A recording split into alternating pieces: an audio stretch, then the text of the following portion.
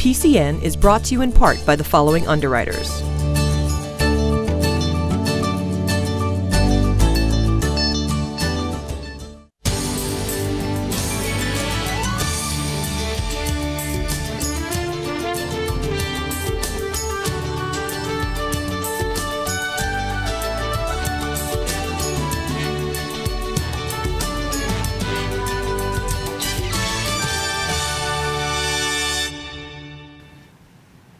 Welcome to PCN. We have a great show tonight with stories from Duxbury, Kingston, Pembroke, and Plymouth. We bring you to the Duxbury Village for their volunteer awards and meet the new Council on Aging director in Pembroke. We also meet up with the Kingston Community Garden Club, and we'll learn about splitting logs from the folks at Plymouth Craft. Our pet adoption highlight focuses on 2 cats this week, and Town Talk brings Pembroke Town Administrator to the set. There was a lot of activity at the Plymouth waterfront this month, including a pirate reenactment at the Mayflower House, and we'll begin with the return of the Mayflower 2. After a 6-month sojourn in Mystic, Connecticut for repairs, the Mayflower 2 has made its way back to port here in America's hometown. Aside from some windy conditions, which are pretty normal for the waterfront, we couldn't have asked for a nicer day to see this 60-year-old ship return to her home for the summer season. For a somewhat unadvertised event, the return of the Mayflower 2 enjoyed a good-sized audience that only increased in size the closer the ship came to shore. Earlier in the afternoon, we met with Richard Pickering, the Deputy Executive Director at Plymouth Plantation. That kind of makes him an expert on what the hullabaloo was all about. Mayflower 2 is returning to her dock at State Pier after having been away for 6 months at Mystic Seaport, the Museum of America and the Sea in Mystic, Connecticut. Mayflower 2 is 60 years old, and because of her age, it's time for a major refit. Wooden ships very rarely last 6 decades, and so she spent the winter in Connecticut being surveyed to create a multi-year restoration plan. After a brief stopover in New Bedford, the ship was just about here in America's hometown. Our crowd's getting actually a little bit restless now, as you can see off in the distance. The Mayflower 2 finally making its way back from New Bedford. It started this morning around 7 a.m. and here it is rolling into port just a little after 2 o'clock. With the summer tourist season just about here, Pickering stresses the economic impact that the ship has on the town of Plymouth. For the ship to be home at State Pier means that all of the businesses along the waterfront will receive a boost, and it's one of our major attractions. And what we have discovered with Mayflower 2 being away from us for so very long is how important the ship is to so many visitors, that Mayflower resonates in the American imagination and people want to see the ship. They are very disappointed when she's not here. It sounds like the town of Plymouth's attachment to the Mayflower 2 is emotional as well as economic. But back to the economics. With a ship this old, this certainly won't be the last time it needs repairs, and those repairs can be costly. The museum is preparing the ship for 2020, which is the 400th anniversary of the Pilgrim's arrival. And it is an expensive undertaking, that to restore the ship to her appearance and condition when she arrived in 1957 is estimated to cost $7.5 to $8 million. And so we need to thank the Commonwealth of Massachusetts and Therese Murray for a leadership gift of $2 million that she secured when she was Madam President. And we are deeply grateful for how enlightened the Commonwealth is to restore this ship and save it. For now, we're just glad it's back in one piece. Reporting from the waterfront downtown Plymouth, Brian Sullivan, PACTV Community News. What happens when you get a room full of people that volunteer their own time and energy to help others? Not one of them wants to take credit for their kind and selfless deeds. That's where the folks at the Village at Duxbury stepped in and decided to honor 4 people that really stood out this past year at their annual Community Volunteer Awards. They've been holding the event for 20 years now, and PCN stopped by this year to find out what it's all about. It was a nice night and a nicer crowd that turned out for the annual Duxbury Village Volunteer Appreciation Awards. They had music, drinks, and dinner, and of course plenty of people who'd sacrificed their time to help others over the course of the year to be nominated for the award. Lots of do-gooders in the room, only 4 awards to give away, so it'll be very interesting to see who those 4 people are. Actually, some people knew who they were. One of those people was Maureen Crowley. She was one of the organizers of the event. Crowley explains that the night is less about the awards and more about the recognition of service by everyone in attendance. It's a community that's heart and spirit and soul, loves to volunteer for everyone in the community, the seniors right down to their children, and it's just a feel-good. It really comes down to, it doesn't matter who wins those 4 awards. It's a community event, it's a community feeling, and everybody leaves here feeling good about themselves and about their community. But back to the award winners. Luckily, I was made privy to that information, but nobody else in attendance was. We do know who the winners are. We keep it a secret, so it's a lot of fun when we start calling out the names of all the people who have won. To throw them off the scent, we decided to interview all the nominees. This is when we noticed a certain theme in their answers when pressed on how they'd feel if they won. I'm sure that there are many more people that are more deserving, but I'm very grateful for the offer. I'd probably be shocked because Duxbury has wonderful volunteers and lots of them. I will be surprised because there are so many wonderful people that were nominated. I didn't know some of them. It was wonderful to read the story for each of the nominees.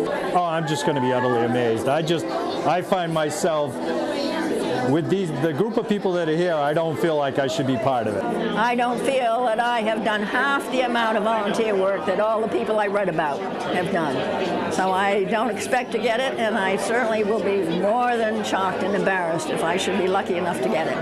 Everyone who volunteers does it out of the goodness of their heart. We really don't want recognition, perhaps a little appreciation.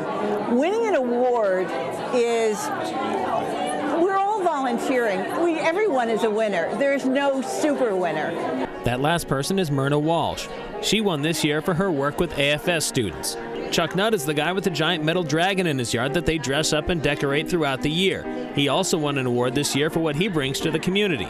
Pauline Landman won the Lifetime Achievement Award, while John Heinstadt won the Community Volunteer Award. I think this dinner is a symbol of how many people are involved in helping other people. Reporting from the village at Duxbury, I'm Brian Sullivan, PACTV Community News. What a great event, Brian. There's so many great people who just give of themselves in our towns. I know, it was funny, everybody I talked to, like you saw there, nobody wants to take credit, but everybody I talked to did about 10 different volunteer type things. Insisting that someone else did more than them. That's right. And, well, you know, there's also volunteers and people who give of themselves is in Kingston. When you drive through any town and see plantings throughout the business district, chances are that was done by the local garden club as part of their effort to beautify the town. Recently, the Kingston Garden Club held their annual plant sale, and PCN met up with some of the members to find out what makes them tick. The annual plant sale helps to provide money for the plants that we have in the downtown area of Kingston. It also gives plants for the Pottle Street along the railroad tracks. We also have 18 or so gardens that we take care of that other people volunteer to take care of, but we provide the plants. The Saturday before Mother's Day is the time that we traditionally hold our annual plant sale. And we pick that time because people are ready to, you know, pot up some plants and bring a gift to Mom. We even have some little small gift items that are really appropriate for Mother's Day. But it's the time for color. That's when people start thinking about it. Here at our plant sale, we divide up perennials from our gardens, and we'll bring them in and sell those. But then we add in some annuals, and that's what gives us the color. We pick up, you know, some of the wonderful coleus and begonias, and we have some geraniums and all kinds of wonderful color inside that can make up beautiful containers or can be used for borders and that kind of thing. And this is the time of year. We start sending memos out early in the year, just reminding people. Actually, we started last September working on this program, and it's one of our biggest money makers for our year, other than a craft fair that we have at Christmas time. We also provide $750 a year to a student at Silver Lake that is going into horticultural activities, and they apply, and we vote on whoever has the best qualifications. We really appreciate the town, the support that they give us, and it's not, well, it's a town, it's their relatives, it's friends that come from Duxbury, from Pembroke, even the neighboring towns. They've supported us anytime we have any type of a fundraiser. They've been wonderful. The town people, when we're working in the little gardens, they toot the horn, they put the window down, toot the horn and wave, and it really makes you feel good when you're volunteering all this time and doing this for the town, that people do appreciate it. After a long wait, there is a new director at the Pembroke Council on Aging. PCN stopped in to meet her and hear about her vision for seniors in Pembroke.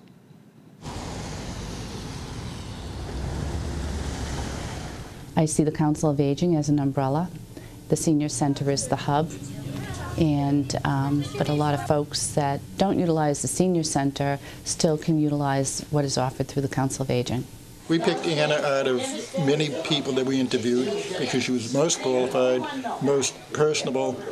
We just felt in the back of our minds when we interviewed her that she would make a lot of changes for the better, which we want in this building. One of the areas that I really think is important is caregiver burden and caregiver support. So I'm starting a new group that will meet twice a month on Wednesdays.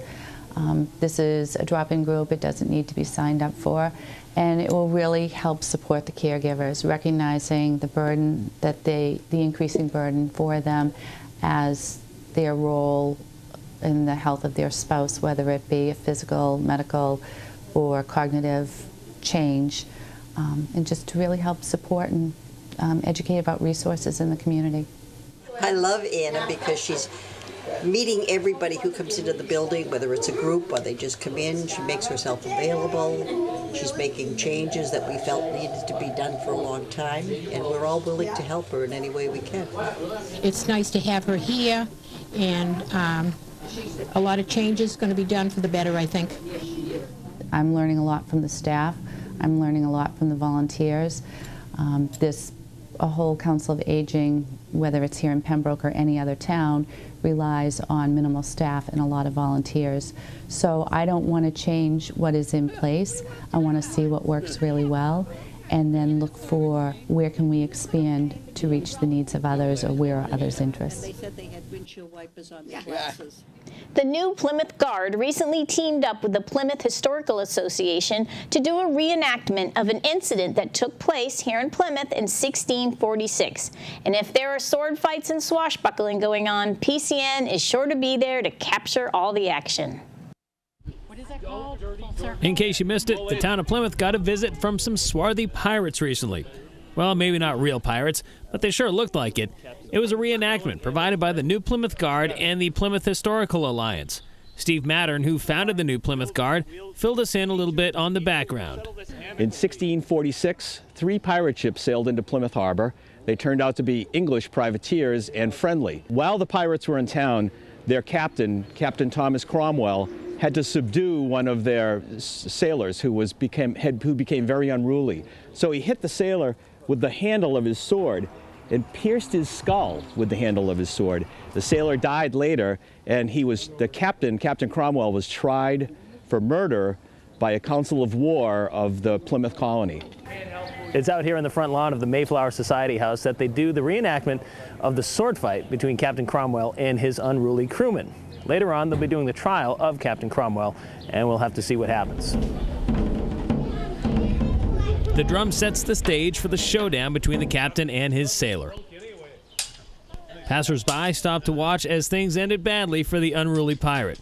Our friends from the crew of the Mermaid and the Free Men of the Sea, who are the 2 pirate groups who are with us today, are very good actors, and they will do a very dramatic job of reenacting the fight between the captain and his sailor. Next up was the trial. Fire salute. Fire.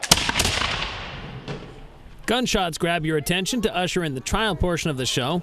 Steve Mattern provides the play-by-play.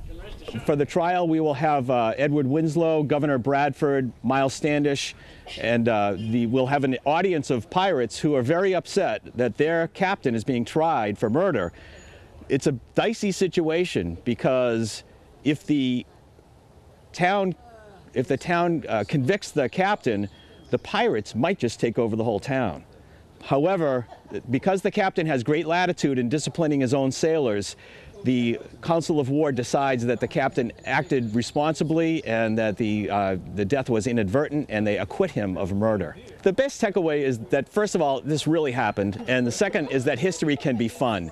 We're here to have a good time today and to give a little bit lighter side to Plymouth history. All very real, but still fun. In downtown Plymouth, I'm Brian Sullivan, PACTV Community News. Don't move right. That was definitely an amazing event. I've worked with the Plymouth Guard probably for my first shoot a couple years ago. That's right, I remember that. Very first shoot. I think at least 2 years ago you did that with the reenactment. I gotta tell you, those guys have grown a lot in the past couple of years. And it was a fun event. A lot of people showed up, and the pirates were definitely real looking. Our friends at Plymouth Craft organized an event over the weekend for woodworkers, but not just your everyday woodworkers with power tools and electricity. These folks got together to learn the ancient art of log splitting using tools that you can't plug in. PCN joined in. Downtown Plymouth is loaded with all kinds of historic places, one of which is the Harlow Old Fort House on Sandwich Street, which opened in 1677. As cool as the old Fort House is on the inside, all the action today is taking place on the outside, in the backyard, as folks are learning how to split the perfect log. Ah, the sweet sound of splitting wood. I'll take that over my neighbor's chainsaw any day. So would these folks. Men and women came from all over to learn the ancient technique of processing oak directly from the log. Instructor Peter Follinsby has been doing this for so long, he can actually split wood with his beard. Okay, that's not true, but he does have an immense skill set, and he says my lack of experience would make me a great student. A person who's never done it, they're the best case because you don't have any ideas already, and you'll just follow our instruction, and it's about how to select the proper log with the right characteristics, straight grain, and clear, no knots and branches and things, and learn how to split it apart safely and efficiently with wedges and sledgehammers, and then an old style tool called a froe, which is an L-shaped, an iron blade with a wooden handle, and it's a leverage tool. You'll see these folks using it here, splitting this stuff apart. No table saws, band saws, drill pressers, or surface planers here. These are tools that humans have been using to work on wood since we discovered wood. I'm not sure what this one is, but it looks awesome. It's how to use these old-style tools to get this wood rather than sawing it apart or going to a lumber yard and buying it that way. Because of modern technology, this technique has only been used for nostalgic purposes and with small select groups here in the States. But that's not always the case elsewhere. In lots of parts of the world, it's part of an ongoing tradition, but in places here in the West, it's a revival. And yeah, it's particularly chair makers, but lots of other woodworkers are doing this sort of stuff now. This is great exercise, it's great fun. You get the best quality stock out of the log this way. There is no drawback. What we hope these students take away from a class like this is the encouragement and confidence to go and split their own stock and keep pushing themselves to refine their technique, and they'll find that the quality of their material will increase as they continue. In downtown Plymouth, Brian Sullivan, PACTV Community News. Our pet adoption highlight brings us to the Friends of the Plymouth Pound, an all-volunteer animal welfare organization inside the Kingston Collection, to meet a couple of sweet cats.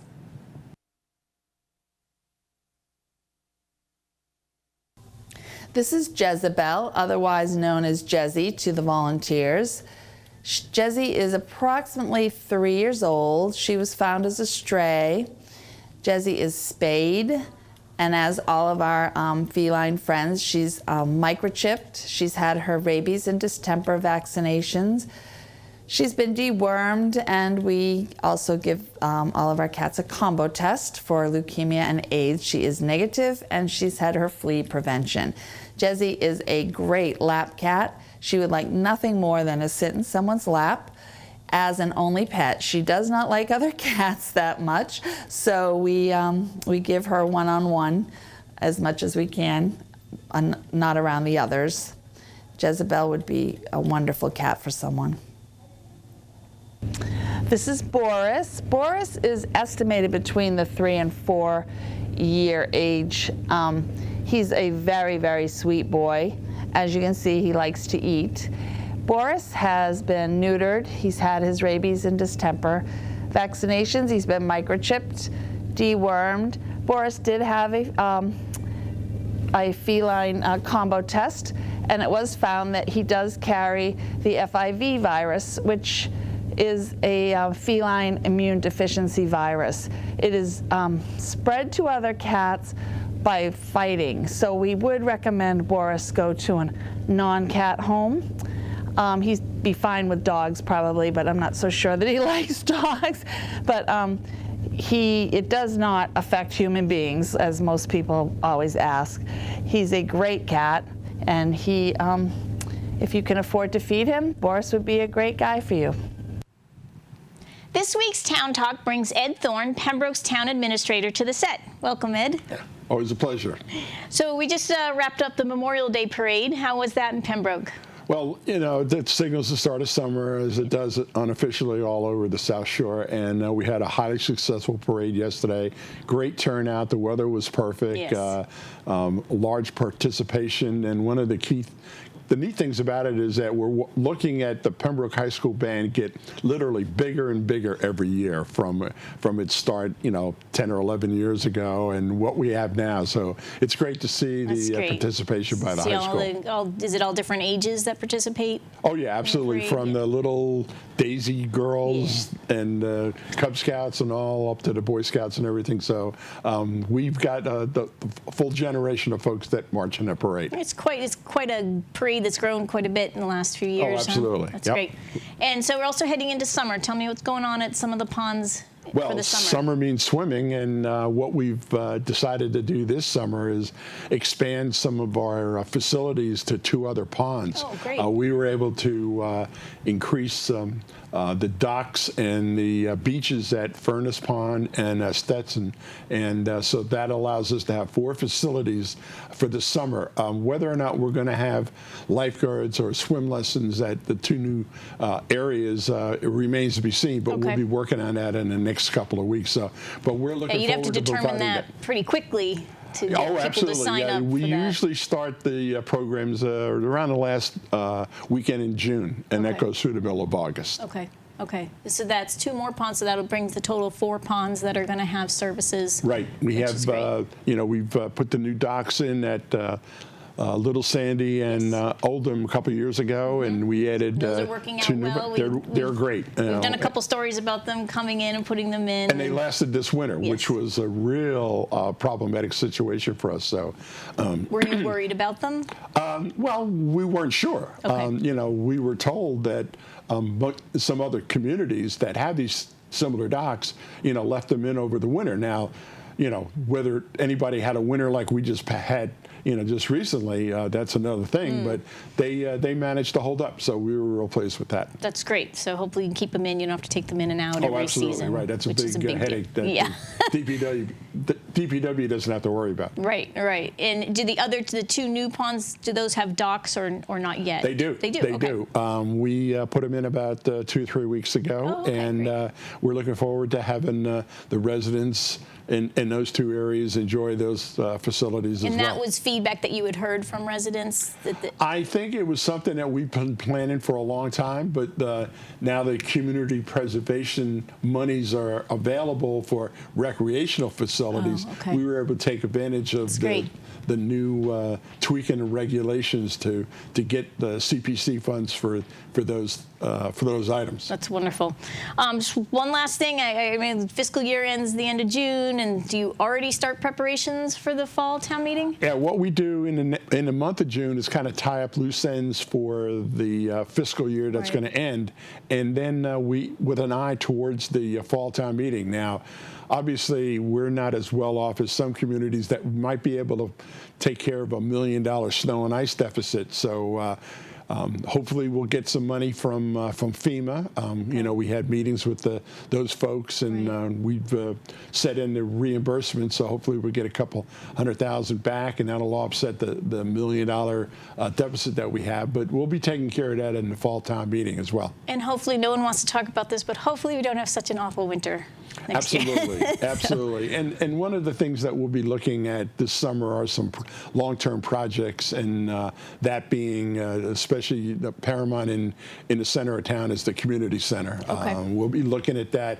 I kiddingly refer to that as my summer school project, and you know, we'll be talking with the Recreation Commission and the superintendent of schools about the future of the facility and how we can partner with the school system to modernize that facility. Great.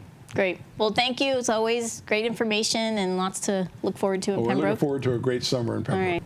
Thanks for coming, Ed. Appreciate you coming on and having you on the show as always. Thank you for watching this week's show. Replay times are listed at our website, PACTV.org, or you can catch us on YouTube. Be sure to follow us on social media to receive previews and links to all our stories. We'll see you next week on PCN.